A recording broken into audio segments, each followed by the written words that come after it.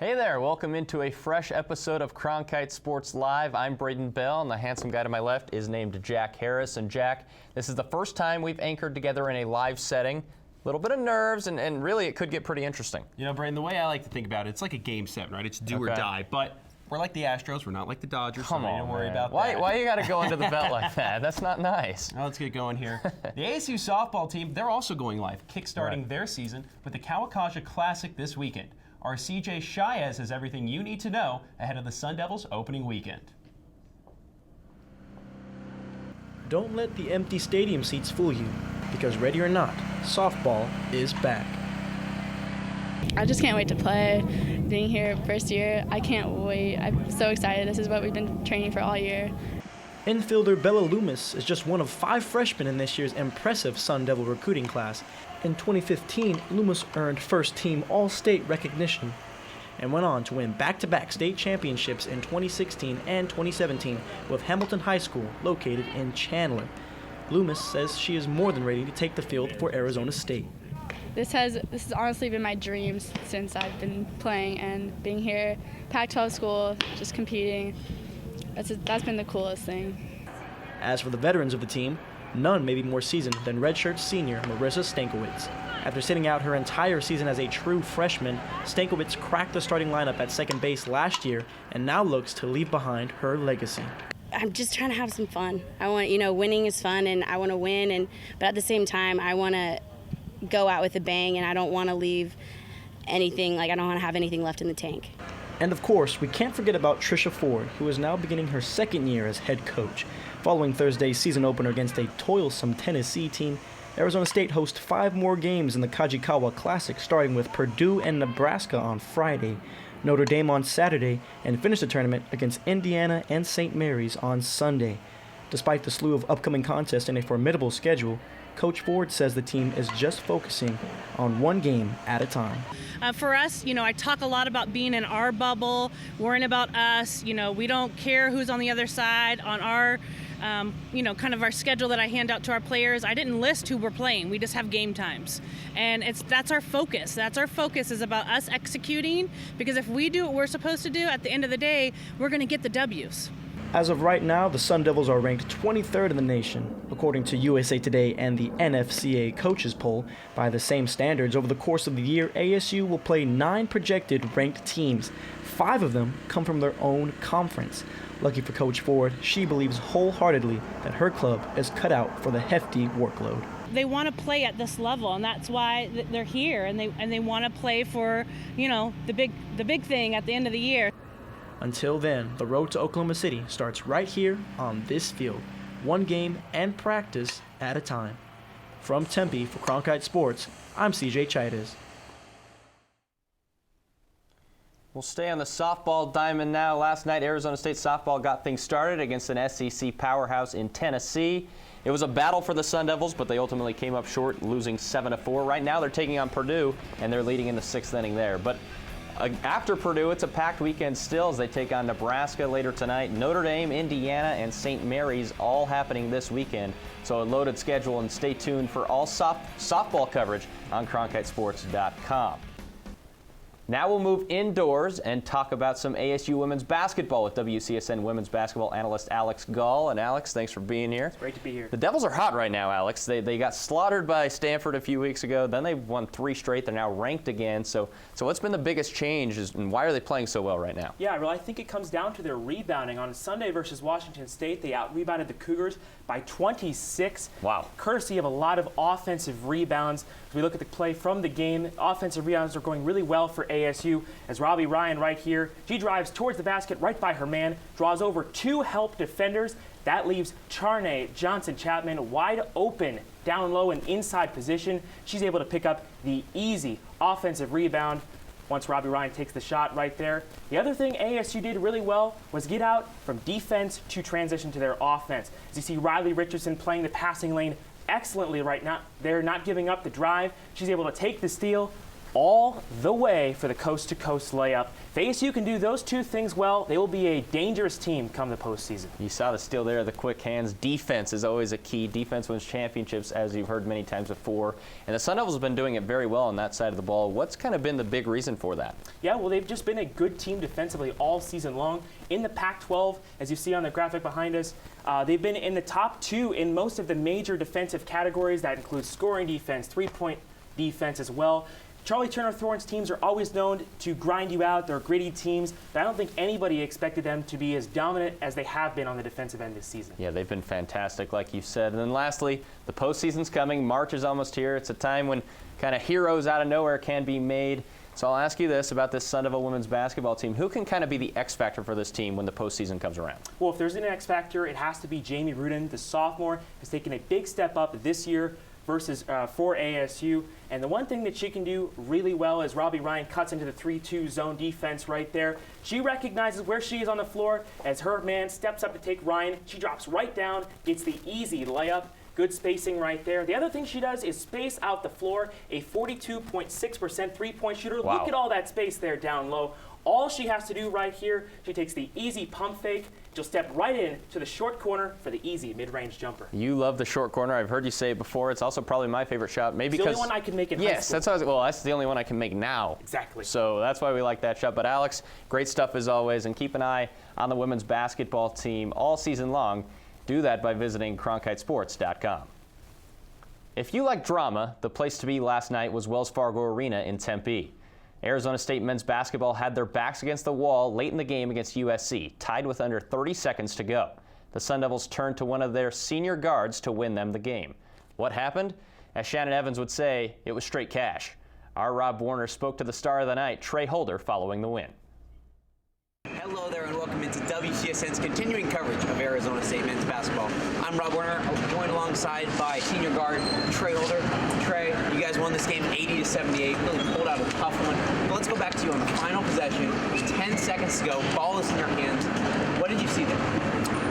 Most definitely I wanted to take the last shot, or close to the last shot. And then I saw their man, so I told Coach, kind of looked at Coach like high ball screen. I saw the score, so space. I knew I could make the shot or 1-2, and I found a little, angle shoot floater.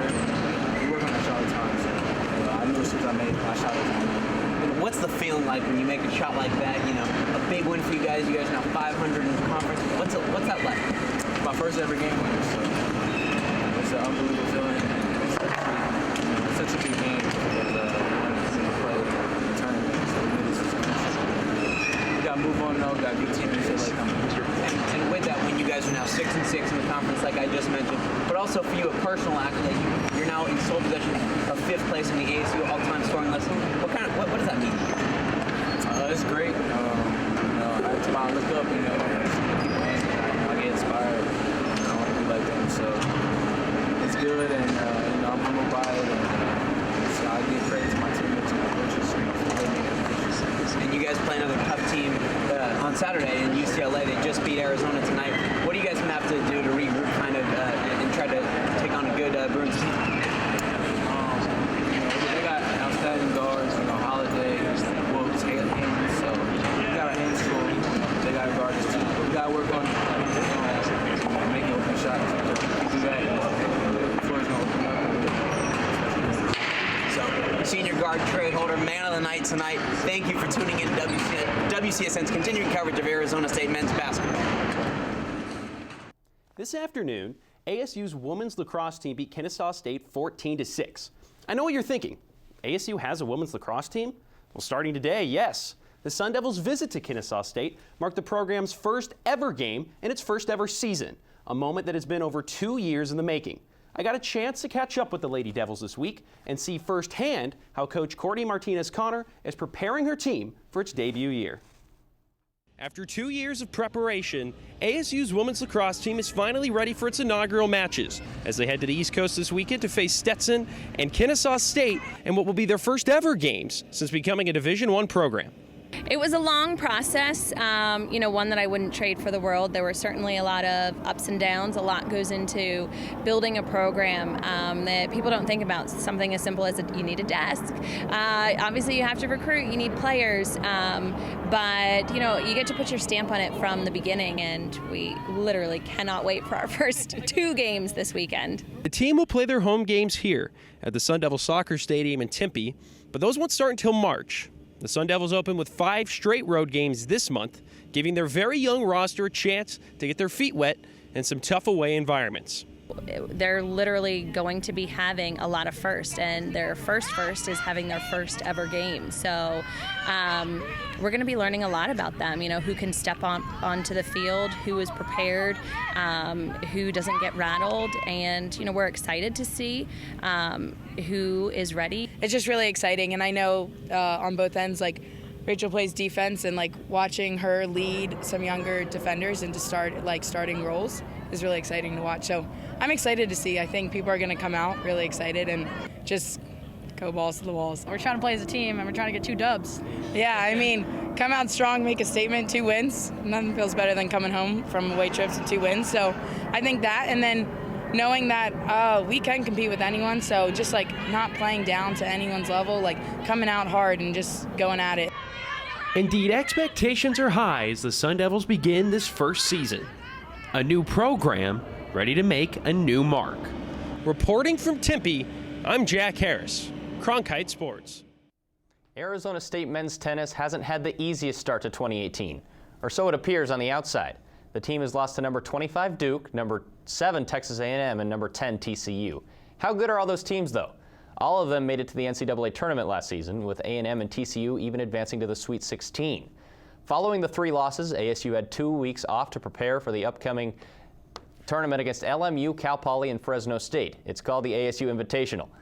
The 0-3 start isn't ideal for an ASU team that had a 10-year hiatus, so this weekend is crucial for head coach Matt Hill and the Devils as the team inches closer to conference play. For more content on the ASU men's tennis team, head over to cronkitesports.com. You know how the song goes. Splish splash, the Sun Devils were taking a bath. Well, at least ASU is being bathed in glory lately after the men's swim and dive team followed up a historic upset 2 weeks ago over national powerhouse Texas with a triumphant Territorial Cup victory against Arizona last Saturday. The Devils will begin preparing for the postseason now, with a trip to the Pac-12 tournament beckoning after their 4-4 finish to the year. After a perfect start to their season, ASU Gymnastics lost a match for the first time all year last weekend at Oregon State. Joining me now to discuss what happened and is what yet to come, we welcome in Gym Devils insider Carly Mathias. Carly, thanks for being here. I'm glad to be here. All right, Carly, so what's going on? It seems like this team was not talked about at all in the preseason, and now all of a sudden they're ranked. People are talking about them all the time.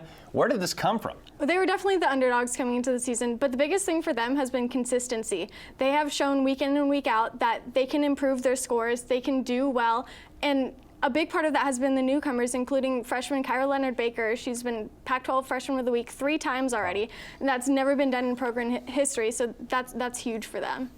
So last week it was a challenge for the Devils against Oregon State. It was their first loss of the year. What went wrong for that game? And then you have upcoming against Utah tonight, the number 2 team in the country. What do they have to do to go ahead and get back on track against the Utes? Well, last week they suffered an unfortunate injury to senior Nichelle Christofferson. She's week to week now. They're hopeful for her return. But so this time out against Utah, they just have to make sure that they can fill her place. She is in 3 out of the 4 events, so making sure people can step up and take her place on those events will be huge for them. And then just continuing to improve and have that consistency. So the loss against Oregon State, a tough meet again tonight against Utah. What does the rest of the season look like for this team? Can the success come back, or did they peak when they were ranked that high? They absolutely did not peak. Okay. They still have potential. They've beat 4 ranked opponents already. They face 7 more, including number 1 Oklahoma, number 10 Arkansas, and number 12 Denver. That's going to be a huge quad meet for them. So if they keep on, as head coach Jay Santos says, do your work, then if they just do their work and get the job done, they can definitely still improve. All right, so don't jump off the bandwagon yet. That is the message Carly Mathias is saying here. The Gym Devils, a big surprise. We'll see if they can keep it up going forward. Carly, thanks a lot. Thank you. Things seem to keep getting better and better for ASU's budding women's hockey team. In their second season of existence, the Sun Devils locked up a second straight postseason berth, sweeping Denver last weekend to punch their ticket to the playoffs. Our Nick Batter sat down with ASU head coach Lindsay Ellis this week, giving us an inside look at how she has quickly built the upstart program into a national player.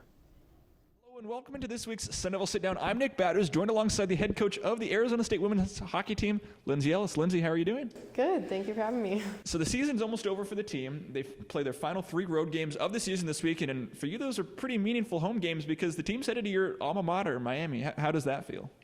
It's pretty crazy. You know, I'm almost at a loss for words just because I'm so excited to go back and be able to show them where I played my college career, and I'm just really excited for their energy that they're bringing into, so they're very excited as well. So you have 2 games Friday and Saturday. What's the most meaningful part about this whole trip to you? It's hard to say one. I mean, I have a bunch of my family and some of my old teammates going, and I know some of my old teammates are going to be wearing ASU stuff, so it's just a really exciting experience overall. In the world of women's hockey, Miami has certainly been a powerhouse as of late. They've made it to the national championship game the last 4 years. The first year being when you were a junior on the team and you won the national championship back in 2014. Take me through that playoff run leading up to actually winning the national championship.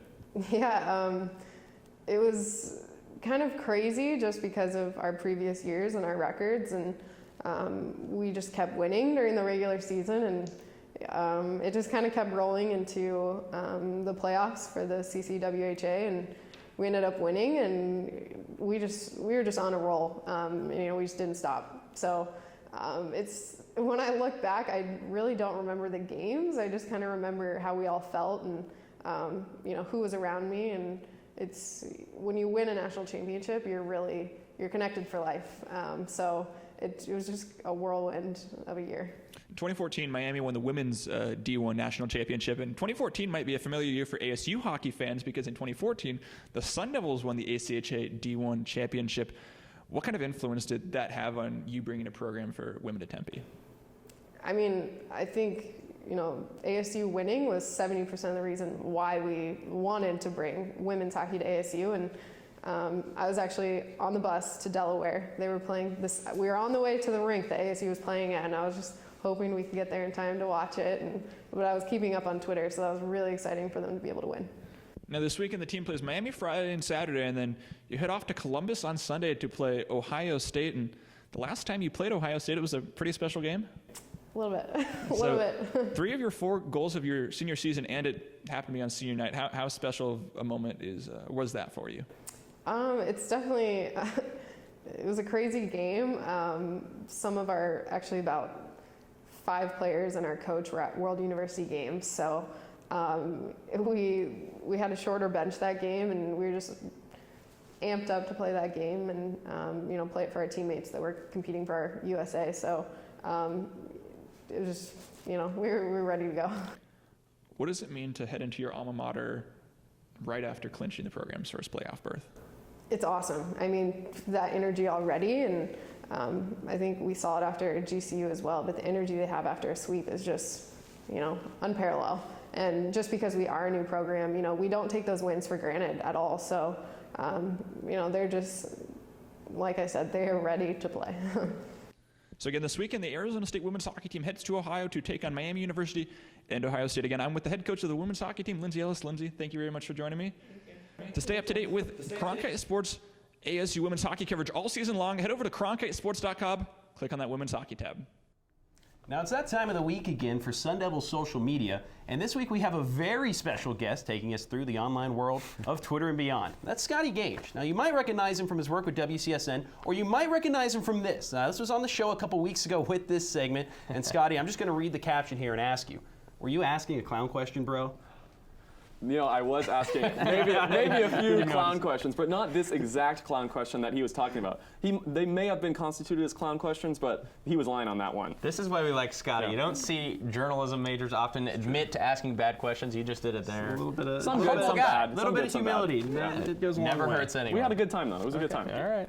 Good picture too. Yeah, right. Great picture. Yeah, you're famous now, pretty much. All right, let's see what you got. All right, so we're gonna go into some of the best tweets of the week, and the first one, you're going from one of my things to one of yours. Braden, I think you remember this. You tweeted it. Pac-12 refs eat Tide Pods. I don't know if you guys eat Tide Pods, or do you think the Pac-12 refs eat Tide Pods? What are you thinking? Before we break this down, first off, great tweet. Yeah, great tweet. I'll give it to you. Thank you. But I don't know. It's all speculation. We don't do that. That's unethical. Here's what I'd say. Now, they say you're supposed to have a colored diet with what you eat, but Tide Pods don't count. Like, just don't eat them. Please stop. Come on, millennials. Don't do it. Please stop. It's not good. No. So nobody eats Tide Pods here? No. Okay, that's a good thing. Not a All Tide right, Pod then guy. we'll roll right into the next tweet then. Okay. All right, so the next tweet is coming from a CBS Sports review. It's saying that there's going to be a 3-on-3 tournament during the Final Four for teams that aren't in for college seniors. So as you see, Matt Norlander right here, 32 teams, 3-on-3 tournament. CBS Sports reported it. Going to be fun, going to be sweet, and we're going to roll right into the next one. As a Cronkite student, Matthew Tonis says, I can think of 3 seniors that would do pretty well in a 3-on-3. Of course, Trey Holder, Shannon Evans, Cody Justice of Arizona State. So obviously they do a pretty good job, but there is one senior they're forgetting about, which we're going to go in next year, the fan favorite Austin Witherell. Austin Witherell comes in, and I can think of the perfect coach, just saying. So do you think, can Austin Witherell coach them to a championship? You know, I would say here, maybe we're misreading this. Maybe this is Austin saying, hey, Trey, he's a really good coach sometimes. Cody's a really good coach. Let me be on the floor for once. Okay. So there's your conspiracy theory. I personally think that Austin Witherell is meaning he would coach, and I think he would do a good job. Who knows Bobby Hurley better than Witherell? He's been there since Bobby Hurley got to ASU, is on the bench for most of the games right by him. I think he would do a fine job. Now, for Austin Witherell's sake, it would make sense if for the Final Four, they were doing a 4-on-4 tournament, and then he could get in with them. Yep. But, you know. Get a few shots in. It's not how the cookie crumbles, I guess. No, we'll have to wait and see, I guess. So jumping into the last one, it was National Signing Day this past week, and here's a video of Omar Bolden back in the day. Says no to USC. Yep, he's going to Arizona State. This is back in 2007. Wow. Where is one he of the hiding hotter, that? One of the hotter gifts out there. Here we go. Let's watch it one more time. USC, I'm going to commit there. Just kidding. Swoop it away. Bring out the Arizona State hat. And for you guys, who trashed USC more? Was it Omar Bolden back in 2007 or Trey Holder last night? Also, don't forget Mike Berkovicci. That is true. You know, that Hail Mary. You got to throw that in there. You know, Tayshawn Cherry says he's coming to ASU. There's a lot of correlation with here. USC. Can I just say, though, this outfit from Omar Bolden is the most 2007. That is so 2007. That's unreal. Great stuff, Scotty. I gotta say, pretty good tweets. Now, I know you cover the baseball team. We already made fun of you for that just a second ago. The season starts next week, right? This Friday. Okay, so we thought it'd be a good idea and a good time, really, to introduce you to a few players on the team. Enjoy a little segment we like to call Ring of Fire.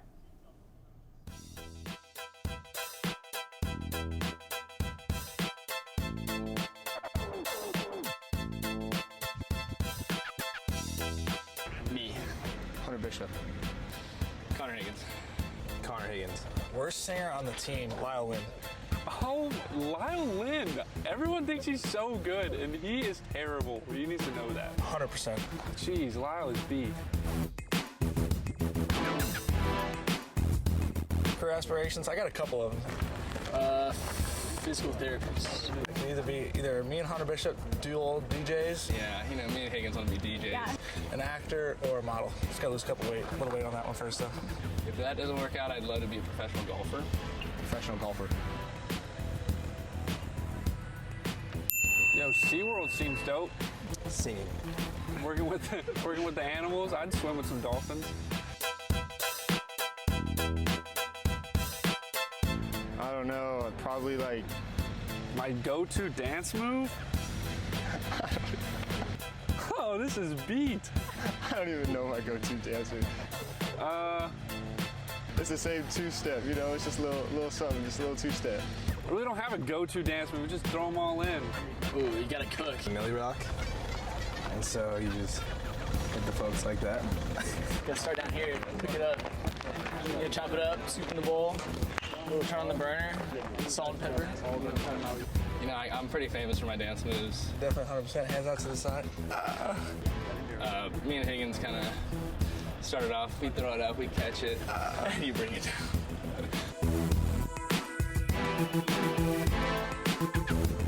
It's a tough one.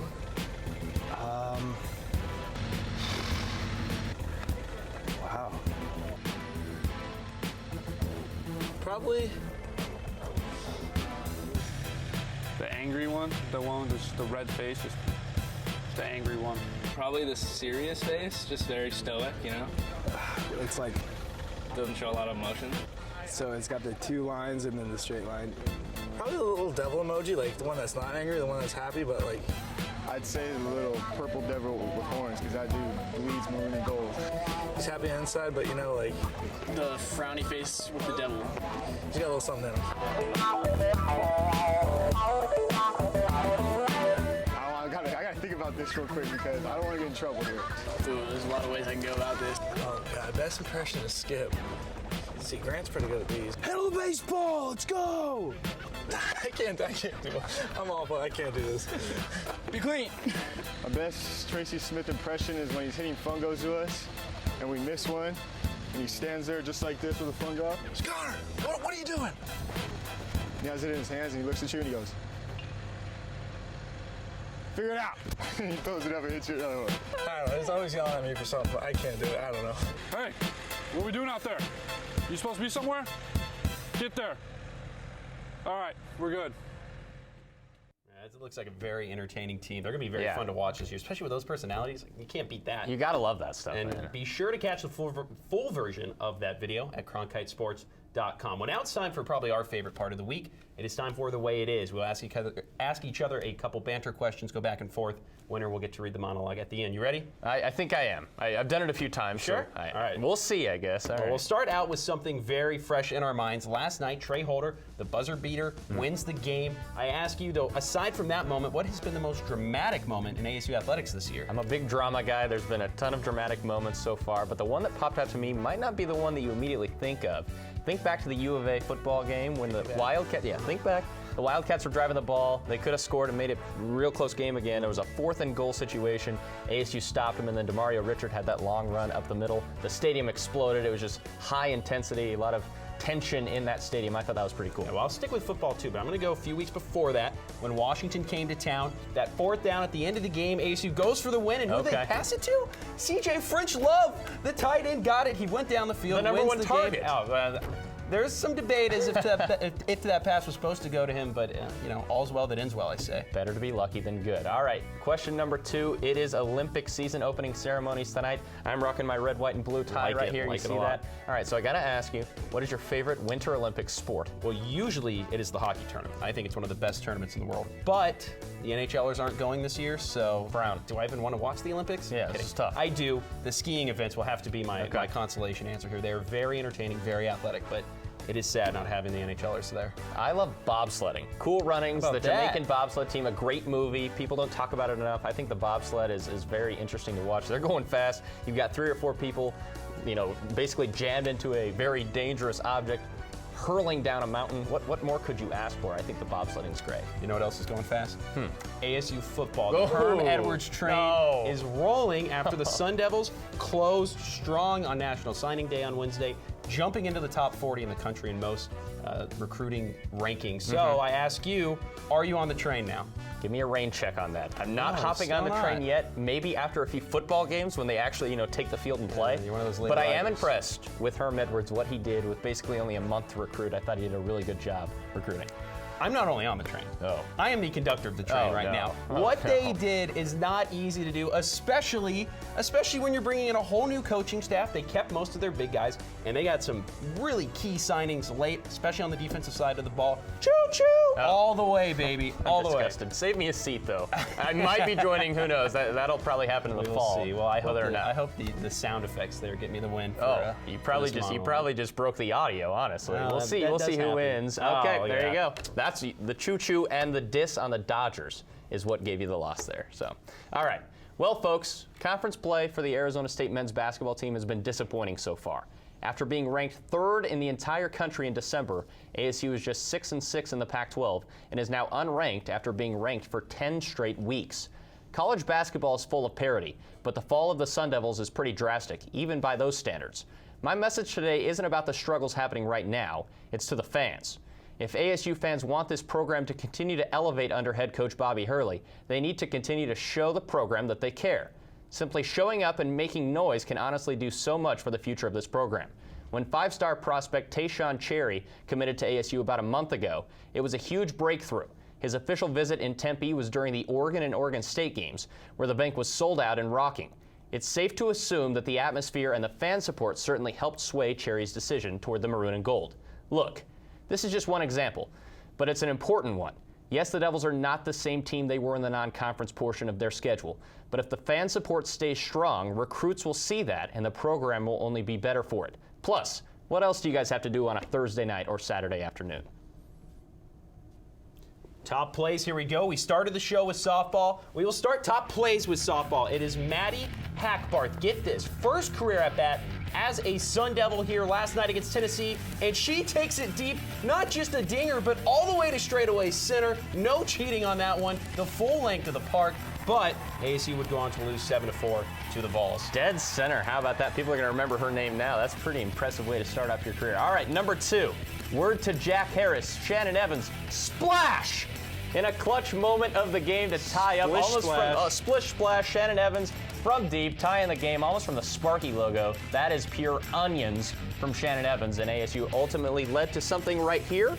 Well, you know what Trey Holder's doing here. He has the ball top of the key, waiting, gets the screen, driving. Trey Holder's like, I'm calling game, puts it off the glass and in. ASU with the huge victory over USC last night. Let's watch it again. Look at this. Chigozie Metu is right there. That is a tall man that he just floats it over. Again, just drops it through the bucket. A huge moment for ASU, who has been needing those of late. They get it, and the bank explodes. Cool, calm, and collected Trey Holder. Not like you during that. No, top not quite. You were excited. I was a little taken back.